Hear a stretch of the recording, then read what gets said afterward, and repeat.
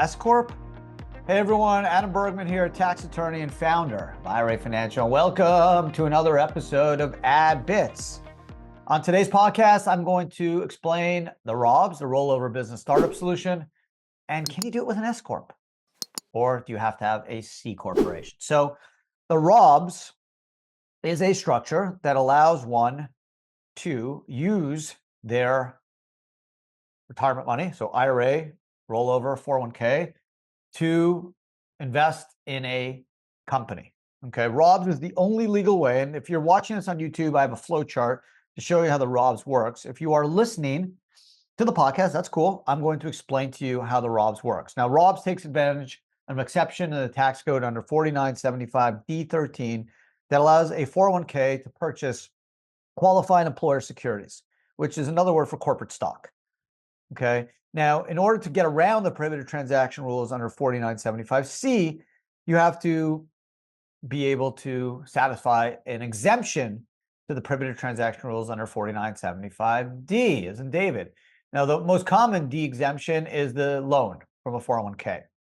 Right? You can borrow money from a 401k, but not from an IRA. Why? Because D1 allows you to do it. Well, D13 allows a 401k to buy qualified employer securities, which is basically corporate common stock.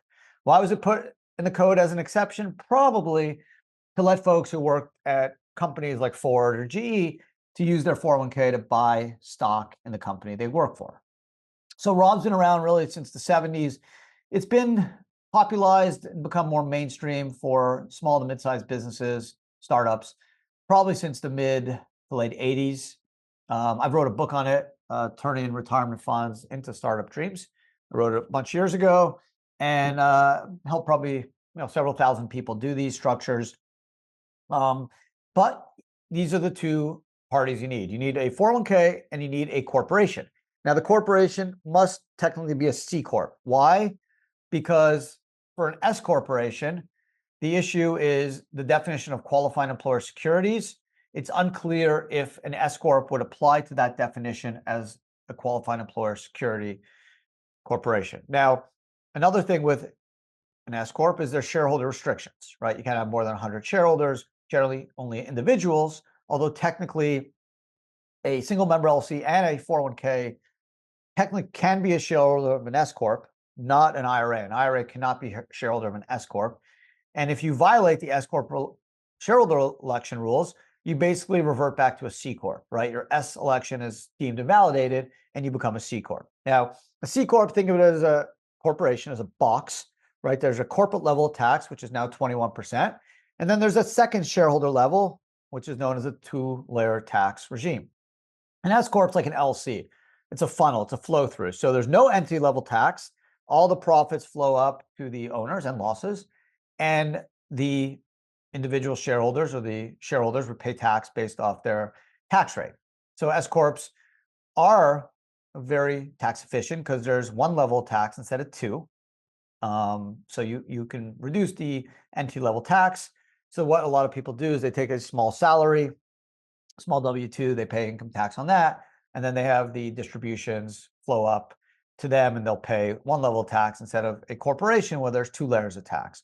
21% and then a shareholder level of tax. So fortunately with the ROBS, a C Corp is required because if you use an S Corp, number one, you're going to have a UBIT. You're going to have 37% tax on the profit, right? Because when a 401k owns a flow through entity like an LLC or a corporate S Corp, and there's income of more than $1,000, the UBIT, unrelated business income tax rates apply.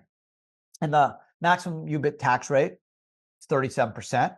And it's triggered at a very low threshold, around $15,500. So if you have a successful business and you have it through an S Corp, it's not tax efficient to do a ROBS through an S Corp.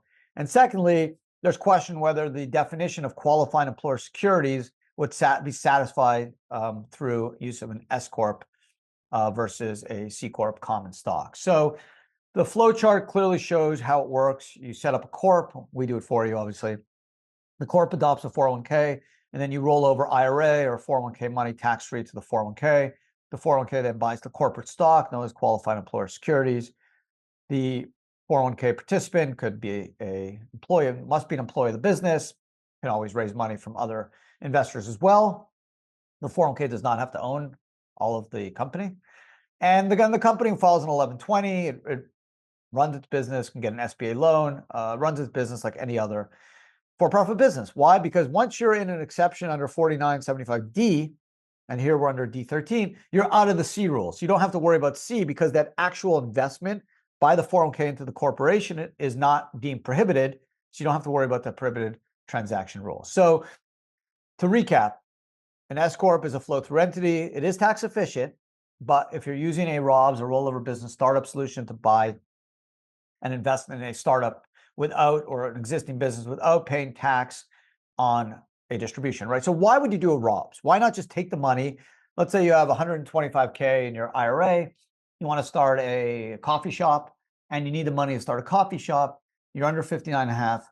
You can always take a distribution, but you're going to pay income tax and a 10% early distribution penalty. But if you did the ROBS, and that could be, let's say you have a tax rate of 25% plus the 10% penalty, that's 35% on 125,000. That it can cost you $30,000, $40,000. If you did the ROBS, you could do a tax-free rollover of those funds to a 401k. The 401k can then buy the corporate stock, and now you save any tax and penalty on the distribution. You're able to do a tax-free rollover, invest in the business, start the coffee company, be an employee of the coffee company, have the 401k own the coffee company. So if you sell the stock of the coffee company, it would be tax-free. There would not be any capital gains tax because an IRA or 401k does not pay tax on the sale of stock. So number one, you get to use tax-free penalty for use of the money. You get to work in the business, be an employee, get your salary.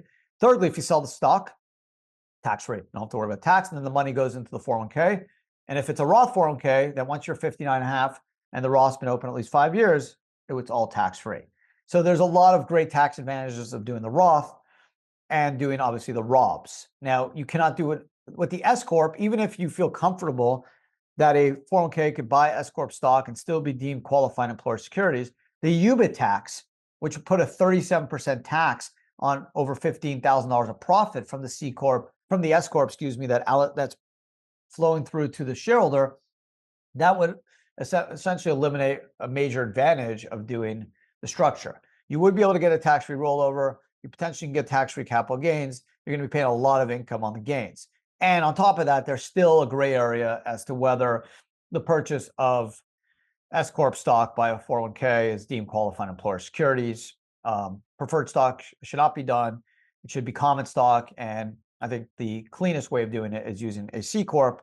And with an S Corp, you'll have to deal with UBIT and potentially gray areas on the ability to satisfy the definition of qualified employer security. So that's today's podcast. You can always watch this on YouTube. We also release our podcast on our amazing YouTube channel at IRA Financial.